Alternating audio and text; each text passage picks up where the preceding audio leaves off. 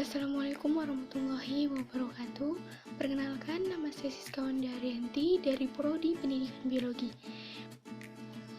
Baik, di sini saya akan menjelaskan tentang teori belajar kognitif, di mana teori belajar kognitif ini lebih mementingkan proses belajar daripada hasil belajarnya. Di mana para penganut aliran kognitif mengatakan bahwa belajar tidak sekedar melibatkan hubungan antara stimulus dan respon. Teori belajar kognitif merupakan suatu bentuk teori belajar yang sering disebut sebagai model perseptual. Teori belajar kognitif memandang bahwa tingkah laku seseorang ditentukan oleh persepsi serta pemahamannya tentang situasi yang bermula dengan tujuan belajarnya. Apa sih pengertian belajar? Belajar merupakan perubahan persepsi dan pemahaman yang tidak selalu dapat terlihat sebagai tingkah laku yang nampak. Menurut teori kognitif, ilmu pengetahuan dibangun dalam diri seseorang melalui proses interaksi yang berkesinambungan dengan lingkungannya. Proses ini tidak terpisah-pisah, tapi melalui proses yang mengalir, bersambung, dan menyeluruh.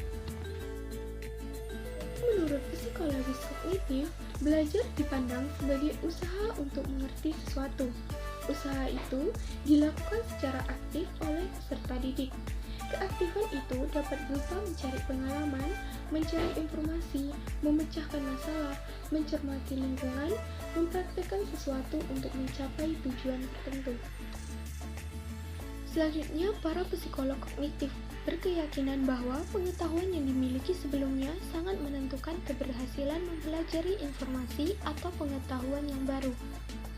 Teori kognitif juga menekankan bahwa bagian-bagian dari suatu situasi saling berhubungan dengan seluruh konteks situasi tersebut. Berikut pandangan teori belajar kognitif dari beberapa tokoh. Yang pertama, menurut Jean Piaget tahun 1896 sampai 1980.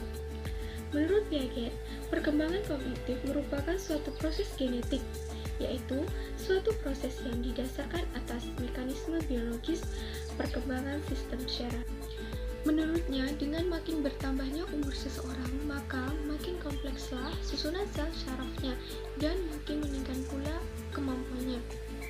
Ia menyimpulkan bahwa daya pikir atau kekuatan mental anak yang berbeda usia akan berbeda pula secara kuantitatif. Menurut Jean Piaget, proses belajar terdiri dari 3 tahap, yakni asimilasi, akomodasi, dan ekuilibrasi. Asimilasi adalah proses pengintegrasian informasi baru ke struktur kognitif yang sudah ada. Sedangkan akomodasi adalah proses penyesuaian struktur kognitif ke dalam situasi yang baru. Sedangkan ekuilibrasi adalah penyesuaian kesinambungan antara asimilasi dan akomodasi. Asimilasi dan akomodasi akan terjadi apabila seseorang mengalami suatu ketidakseimbangan antara apa yang telah diketahui dengan apa yang dilihat atau dialaminya sekarang. Agar seseorang dapat terus mengembangkan dan menambah pengetahuannya sekaligus menjaga stabilitas mental dalam dirinya, maka diperlukan proses ekuilibrasi. Tanpa adanya proses ekuilibrasi, perkembangan kognitif seseorang akan mengalami gangguan dan tidak teratur. Hal ini misalnya tampak pada caranya berbicara yang tidak runut, berbelit-belit, terputus-putus, tidak logis, dan lain sebagainya. Tokoh yang kedua yaitu J.S. Brunner. J.S. Brunner berpendapat bahwa belajar bermakna hanya dapat terjadi melalui belajar yang penemuannya terjadi dalam proses belajar. Di mana menurutnya, guru harus menciptakan situasi belajar yang problematis, di mana dapat memberikan pertanyaan kepada siswa, mencari jawaban sendiri, dan melakukan eksperimen. Yang ketiga adalah tokoh Ausubel, di mana Ausubel berpendapat bahwa belajar haruslah bermakna, di mana materi yang dipelajari diasimilasikan secara non-arbiter dan berhubungan dengan pengetahuan yang telah dimiliki sebelumnya.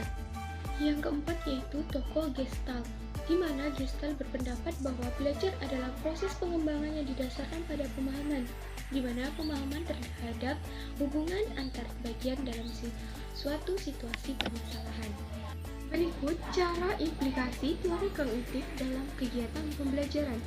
Teori kognitif menekankan pada proses perkembangan peserta didik, meskipun proses perkembangan peserta didik mengikuti urutan yang sama, namun kecepatan dan pertumbuhan dalam proses perkembangan itu berbeda.